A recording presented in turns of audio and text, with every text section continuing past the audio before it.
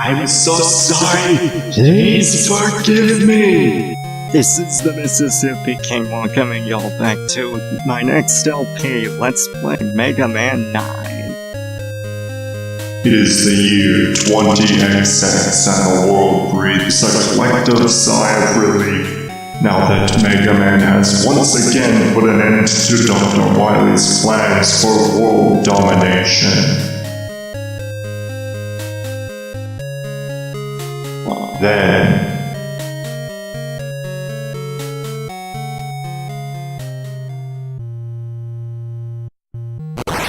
robots start going wild all over the world. Could this be Dr. Wily up to his old tricks?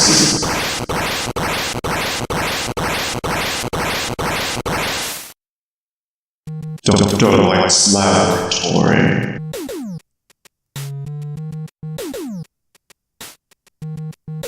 Dr. Light, it's your robots! You're right, those are the robots I created. Ladies and gentlemen, this is not my doing! These robots are Dr. Light's creations! This proves he's had evil designs on the world all this time. It's time I turned my efforts to world domination. Why don't you join me, Dr. Wily? I can't join you! I've changed my evil ways! You need to stop this nonsense! I, Dr. Wily, have created my own robots to stop Dr. Light! But only your donations can help me complete them. Once my robots are finished, they will save the world! You got another call, the phone is ringing off the hook.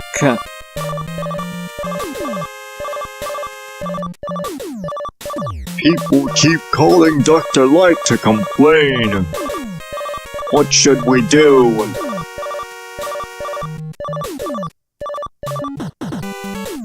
For starters, I'm gonna do something about those robots.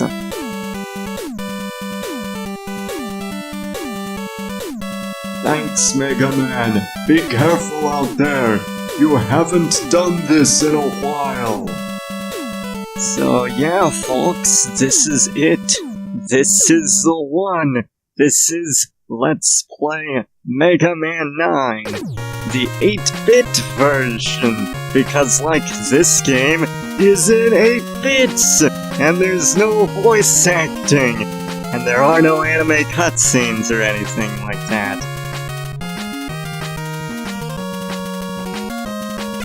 I think that's kinda cool, but I can understand why people may not like that. But here we have a new set of Robot Masters. Concrete Man, Tornado Man, Galaxy Man, Magma Man, Splash Woman, that's a first, Plug Man, Hornet Man, and Jewel Man. So I'm actually going to be taking on Hornet Man first. His weapon isn't exactly my favorite, but it is gonna help in getting some extra goodies. And, of course, this game looks just like the NES games. It's in 8-bit, and the controls are just as tight and responsive as before. Hallelujah, this is good news. And this looks just like the classics. And, well, I like how it controls. Like, seriously, this is a huge improvement over, like, whatever it was like in Mega Man 7 and 8 in that regard. I mean, of course, Mega Man 7 and 8 obviously look better, but still, it's kind of neat. And, well, there's another thing about this game that resembles the classics, well, specifically Mega Man 2 and before. That's that you can't slide anymore. You heard that right. You can't slide or charge your shot anymore. That is annoying. I don't like that, and that feels like a step backwards in, like, the wrong way. So, seriously, why did they think that was a good idea? Like, it was a cool ability. And sure, it's not been, like, essential, but it's still nice. I like being able to dodge things easily. Hornet Man's stage isn't as hard as people seem to think it is. Actually, I don't think this game is as hard as people seem to think it is. Because it's like, people are like, this is one of the hardest games ever, and that's not even an exaggeration. I have seen it on lists of hardest games of all time. I don't see it. Of course, then again, like, I've played through this game on, like, superhero mode. Like, that's how I've been practicing for this game. And if you ever want to become a Grandmaster at Mega Man, just play this game on superhero mode. Because it will give you quite the exercise in concentration and focus. Unlike Goku, when he trained with the weighted clothing, so it's like when I take them off, I can go full-on Super Saiyan on your butt. So that's kind of how I am right now. Although one thing that doesn't really matter are, like, the boss fights. The boss fights are unchanged in all of the difficulty modes. There are 3 difficulty modes. The normal one is the default one, and the other 2 are downloadable content, but since I'm playing this on the Legacy Collection version, they're not downloadable, they're just included in the game itself without any need to spend any extra money, and that's nice. I like that they made that change for the Legacy Collection version. Also, with regards to the Robot Masters themselves, well, you see, for previous Robot Masters, I've been using the Mega Man and Base CD database for info on the Robot Masters, hence why I included, like, some good points and bad points, some of which I do not agree with, for the record. But for this, well, there's no real equivalent. I couldn't really find any such thing, so instead, for the info cards, what I'm gonna be doing is using info from the Mega Man Wiki ad, and that's what I'm going to be putting in, like, for the info. And it may not necessarily be the most accurate, but special thanks to them anyway. They've been helping me through these LPs. I've used them for, like, quite a bit of my research. And this time, I'm actually not quoting them, like, word for word. Instead, I'm just paraphrasing, because the Wikia entries often contain quite a bit of repetition and unnecessary things. Like, you don't need me to tell you that they're Robot Masters designed by Dr. Light. You already know that, so I'm omitting that stuff. So I like to fight Hornet Man with the Mega Buster by shooting the low and middle Hornets. That way it makes it much easier to dodge. But let's save, and, well, we'll be treated to another cutscene that isn't an anime cutscene. So, yeah, let's go, folks.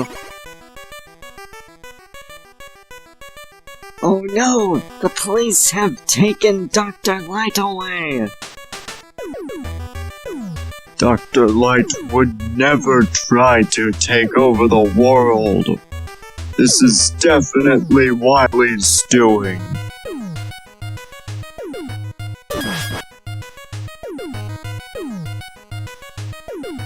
Without a doubt. Don't worry, I'll clear Dr. Light's name. I mean, let's not jump to conclusions here. But in all seriousness, let's tackle Jewel Man next. And one funny thing about the intro is that the phone number that Wily showed for his donations, that's actually the release date of the original Mega Man game. It's kind of a fun fact. This game is noticeably not as, like, crazy in, like, normal mode. Like, superhero mode is just, like, ridiculous. Like, they pull some annoying stuff, and there's a part in Jewel Man's stage with the coming jumps. It's actually fairly early on. I'll point it out when we get to it. That jump is just freaking stupid and can go suck it for all I care. But, this stage isn't actually that hard in normal mode. And I don't see why people would say that this is like one of the hardest games of all time. It's not. Really? It's not even the hardest in the series, I find. And, like, as you can soon see, we'll be introduced to, like, some swings. But in, like, the superhero mode version, there are less swings, and part of them are, like, instead have these platforms that raise and lower, like we'll see them in Galaxy Man's stage. But when we do, like, I'll point that out, but, yeah, they actually raise and lower, and that's annoying enough as is. Then you have to deal with some annoying enemies that, like, keep shooting at you while you're doing that, and while you're on the swing, you're vulnerable to knockback. That is freaking annoying. I don't think that's particularly good design. Like, these are the enemies I'm talking about. And, like, you're more vulnerable to knockback when you're on the swings, and that is annoying. The series is normally not that bad when it comes to issues of knockback. It's usually not a major cause of death. This jump is a bit tricky, and, you know, also hazardous, because I'm the Armand White of video game difficulty. Yes, I wouldn't use that. But, yes, it's true. I am the Armand White of video game difficulty, and I also died off screen. So, I'm just not that much of, like, a super expert. Like, I'm a veteran player at Mega Man, but I wouldn't say that I'm, like, Grandmaster levels in this series. And I'm pretty good, but not the best. And, now we're actually coming up on Jewel Man himself, and the strategy to fight him is pretty simple, because, like, he may seem intimidating at first, but he's actually very similar to Freeze Man, except that instead of jumping whenever you shoot, he jumps whenever you jump. So you can do, like, a small, tiny hop to get him to jump over you when he's coming towards you, and use that to score in a nice hit or two. And, I would recommend against trying to shoot his Jewel satellite off of him, because, you know, that can cause him to, like, fire them at you, and that's no good. That's, like, a cause of death. It can be, like, he can end up killing you because, like, you can end up getting careless. So I would suggest playing it safe and waiting till he fires them at you. And you can just keep up this pattern, and he should be pretty easy, actually. He's not as hard as he looks. And also, a fun fact about this game, in Japan it's actually known as Rockman 9, Revival of ambition! Exclamation mark, exclamation mark. Yes, they actually put exclamation marks in the title. Which is a bit silly, but then again, this game has a few corny elements, especially when we get to the box art. I mean, for what box art there is. Feels weird to call it box art. Haven't really explained the Hornet Chaser. Basically, that's a homing thing. Like, it's sort of like the dive missile or the homing sniper in previous games. And it's pretty good. It can also be used to pull in items, and that makes it different from them, and arguably better. So, it's good to get that early on, especially since they put some items in some impossible-to-reach places just so you can use the Hornet Chaser. And the Jewel Satellite, which I just got, is the best shield weapon in the series. When I said that the Junk Shield was the second best, well, this is actually the #1 best, in my opinion, of course.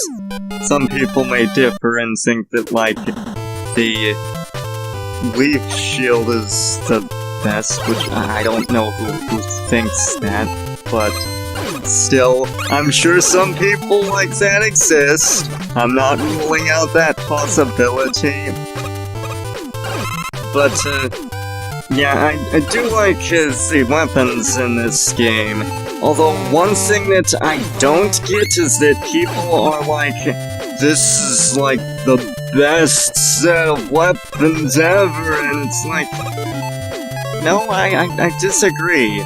That said, there are a lot of awesome weapons. I do love the Jewel Satellite, and that's gonna come in handy quite a bit. But, still, like, I don't think that it's that impressive. Like, I don't think the weapons are quite as amazing as people think, but I'll get more into that later. And, the plug ball is definitely gonna come in handy. Looky here, the disappearing blocks of doom are back. So, you can use some ways to, like, get around them. And, I'm not actually gonna really be using Rush Jet here because I can handle these patterns usually. Like, they're not that bad. There are, like, harder disappearing block of doom sections, but, instead of going through all that noise, I'm just gonna cheese it and use the Hornet Chaser. See what I mean about the Hornet Chaser coming in handy? And here are some, like, shadow Mega-Mans, like, they're copies of you, and they don't, that doesn't really mean much, they just run at you and, like, do nothing. But, yeah, the Jewel Satellite is gonna come in handy a lot. But people are like, the Tornado Blow is so amazing, and it's like, no, I disagree. It's a screen nuke, and there are better screen nukes. But anyway, back on topic, this stage is fairly easy, especially with the Jewel Satellite. And you can use this to actually grind for, like, some things, and that can be useful if you're not that good at the game, but I don't really need to. I mean, look at just how generous the enemies drop things. This game is not as hard as people say it is. It's not the easiest game in the world. But it's like, I've played it on superhero mode, and it's like, I'm like Goku when he trained under high gravity. So I'm gonna go full on Super Saiyan. But Plugman is a complete joke with his weakness. you should actually go down pretty easily. And, I do think that, I'm going to be enjoying this game because, yeah, this is like my 4th favorite Mega Man game. It's right behind Mega Man 2, 3, and 4. And I think it's better than Mega Man 7. Speaking of which, I guess we haven't really seen the disappearing blocks of Doom since Mega Man 7. They weren't much of an issue back then, and they're also not that bad here, but still they're more prominent of a platforming obstacle. But, you know, after I beat Plugman, then it's on to Splash Woman. Yes, the first female robot master in the series. That's kind of interesting. Like, it's nice that Capcom gets the hint that now is the time to, you know, make to actually do that, and that's kinda neat. But still, this stage is actually pretty easy, and they have these interesting enemies that can, like, shoot you with ink, and when you get hit, you turn black for some reason. I don't think that has an effect on gameplay, but it's still kind of interesting. I could be wrong on that, though. So, yeah. This stage is pretty short. It actually borrows some things from Waveman's stage. And that's nice. It's good to see that they reference, like, Mega Man 5. Mega Man 5 is a good game. Of course, it's my least favorite entry in the numbered classic series, but it's still good. And I can't really say I have any real problems with it. But, like, we're coming up to, like, this part, like, right about here, that you have, like, these parts where you platform using bubbles that rise from, like, each screen. So, they took that directly from Waveman's stage, except this time it's even easier because now you can take advantage of the water to, like, jump higher. Also, in this game, they removed the quick select.